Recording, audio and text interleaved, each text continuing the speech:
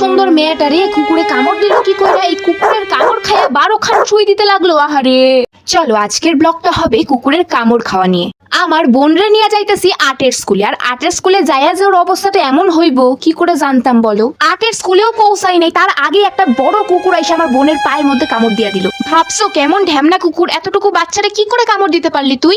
আমি তো পুরো ভয় পেয়ে গেছিলাম, তারপরে ভালো করে দেখে যে ও কামড় দেয় নাই, ওর নাকটা আমার বোনের পায়ের মধ্যে লাগছে। উফ, বাঁচলাম। বাড়িতে গেলে নাইলে ঠ্যাঙা লাথি দিয়ে মার খাইতে লাগতো রে।